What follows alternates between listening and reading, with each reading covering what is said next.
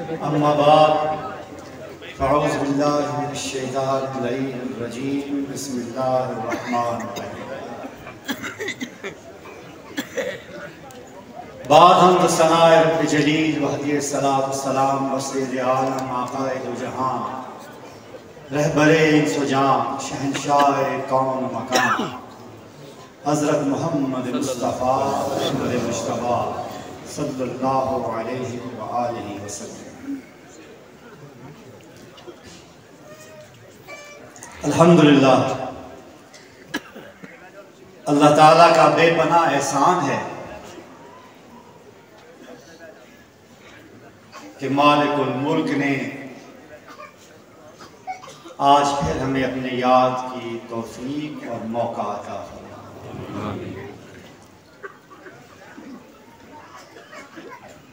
बानी मौला शरीफ गौसुल उम्मत हज़रत ख्वाजा मोहम्मद कासिम बाबा जी रहमतुल्लाह अलैह के उससे पाक में शिरकत की तौफीक और मौका अता फरमाया। आप सब पर अल्लाह ताला का खुसूसी इनाम है कि आपको ये तौफीक मिली कि आप मुल्क के दूर अर्ज़ से दूर दराज से बैरून मुमालिक से सिर्फ और सिर्फ अल्लाह ताला की रज़ा की खातिर अल्लाह के बंदों की इस बस्ती में अल्लाह के जिक्र के लिए उसके एक बंदे की याद मनाने के लिए इकट्ठे हुए। वमा तौफीकी हाज़रीन मोहतरम, गौसुल उम्मत हज़रत बाबा जी रहमतुल्लाह अलैह की ज़ात पाक तवक्कल और सब्र और रज़ा का एक बेमिसाल नमूना थी।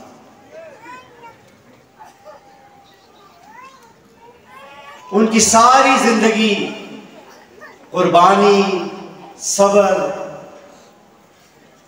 और तवक्कल का दर्स देती। जब आपने तालीम मुकम्मल कर ली तो आपको ये शौक पैदा हुआ कि तालीम तो एक लिबास है, मैं असल रूह को पहचानूं इसकी, तो इसके मुतलाशी हुए। तो रब्बे ज़ुल जलाल ने, कहानी बहुत लंबी है, वो सुनाने का न वक्त है न ज़रूरत, आप लोगों ने कई दफ़ा सुनी भी होगी, पढ़ी भी होगी। बहरहाल तो अल्लाह रब्बे ज़ुल जलाल ने आपको केन्या शरीफ पहुंचाया। जब आप केन्या शरीफ पहुंचे, हजरत निजामुद्दीन कियानी रहमतुल्लाह अलैह के दरबार अक़दस में तो दरवाजे पर खड़े हो गए। तो हजरत बड़े बाबा जी साहब केन्या शरीफ रहमतुल्लाह अलैह ने आपको देखा तो इशारे से अपने पास बुलाया,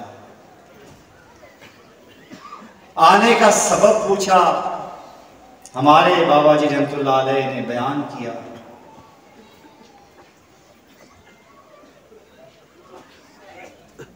तो बारगाह मुर्शिदी से हुक्म हुआ कि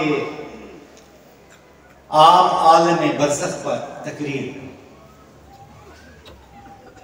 तो हजरत बाबा जी रहमतुल्लाह अलैह चूंकि एक बहुत जय्यद आलम भी थे, आपने तकरीर फरमाई, ऐसी तकरीर फरमाई कि पूरा दरबार सकते में आ गया।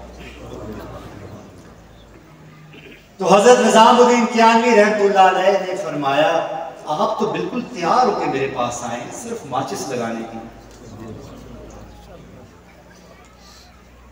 दस्तार फजीलत आपके सर पे रखी, आपको खिलाफत अता फरमाई,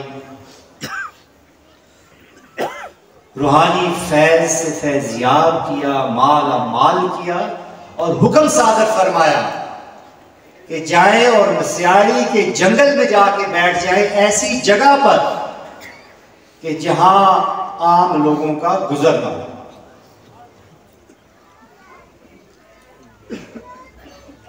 तो आप तशरीफ लाए यहाँ पर, ये जगह जिसे आज आप मोड़ा शरीफ के नाम से याद करते हैं, ये घना जंगल होता था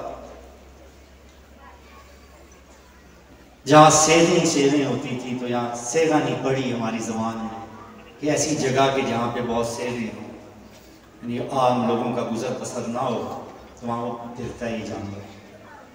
यहाँ उन्होंने चंद दरख्त काटे, झाड़ियाँ काटी और एक चट्टान के ऊपर अपना खैमा बना के उसके अंदर अल्लाह के जिक्र की खातिर बैठे, मुर्शिद के हुक्म का।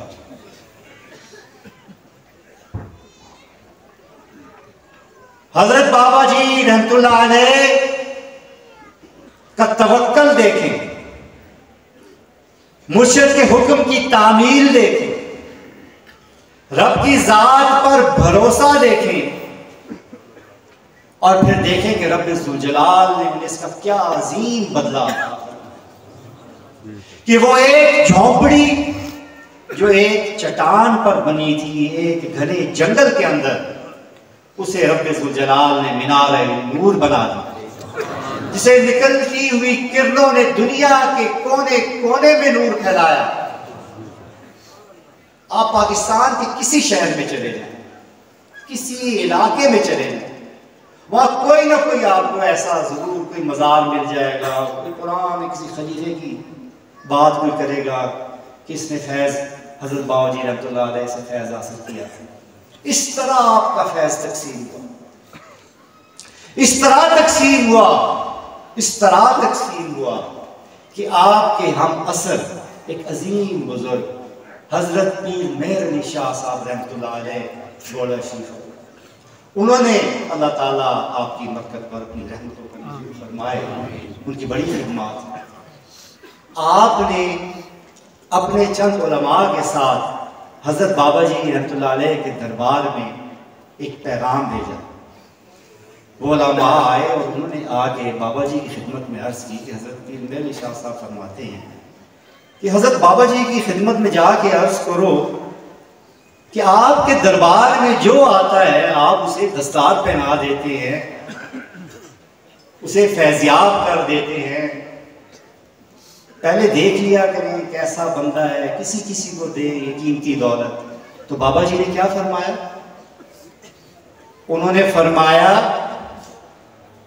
कि ना मैं कंजूस हूं और ना मेरे पास खजाने की कमी है, मेरे पास जो आता है एक दफा उसको नूर के दरिया में डुबकी दे देता हूं, उसके बाद फिर उसकी किस्मत के वो उसको संभाल सके या ना संभाल सके।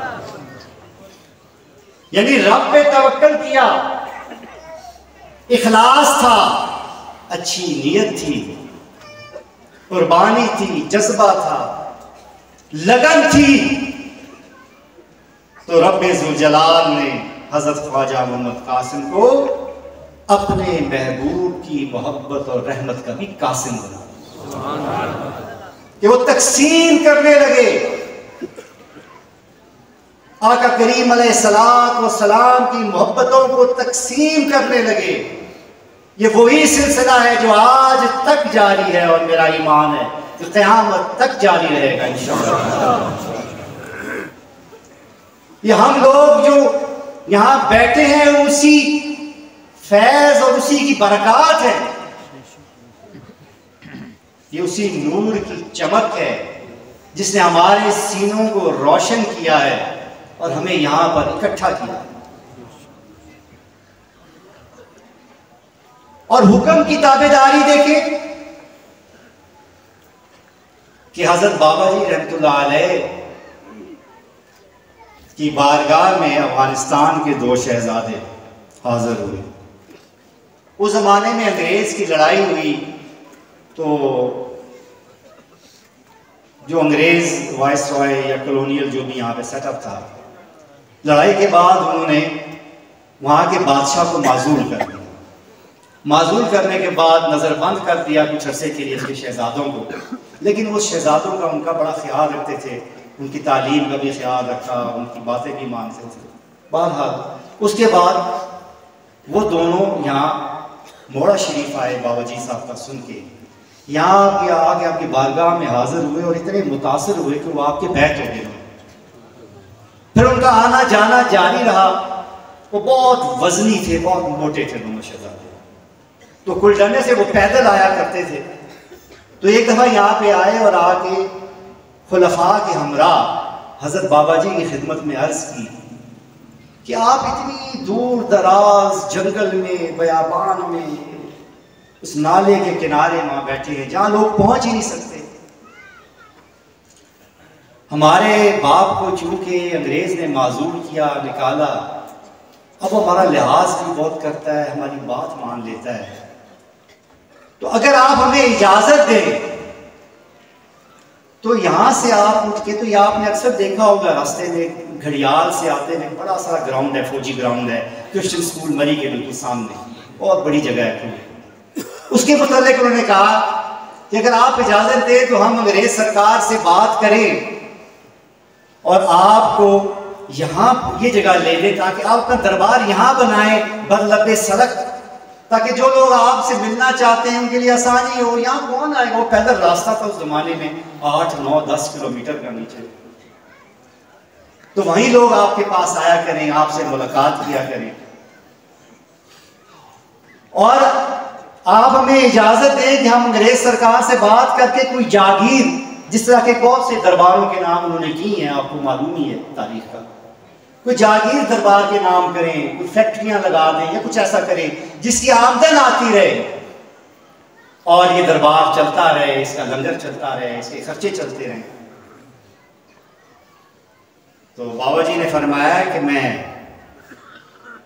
अपने मुर्शिद के हुक्म पर अल्लाह के भरोसे पर यहां बैठा। यहां भी वही खुदा है, वही रब्बे जुल जलाल है जो वहां ऊपर है। और याद रखो यहाँ ये खुदाई लंगर है, ये लंगर जागीरों और फैक्ट्रियों से नहीं चलता। उन्होंने अपनी तस्बीह उठा के कहा, बच्चा जब तक ये तस्बीह चलती रहेगी लंगर चलता रहेगा। ये ताकत थी तवक्कल की। हम आज उस शख्स का उर्स मनाने के लिए, याद मनाने के लिए यहाँ इकट्ठे हुए। हाज़रीन मोहतरम, वक्त कम है, इख्तिसार से बात करूंगा, लेकिन बातें हमेशा की तरह आपके साथ कुछ करनी भी लाजमी है कि मौका यही मिलता है आपसे गुफ्तगू करने का।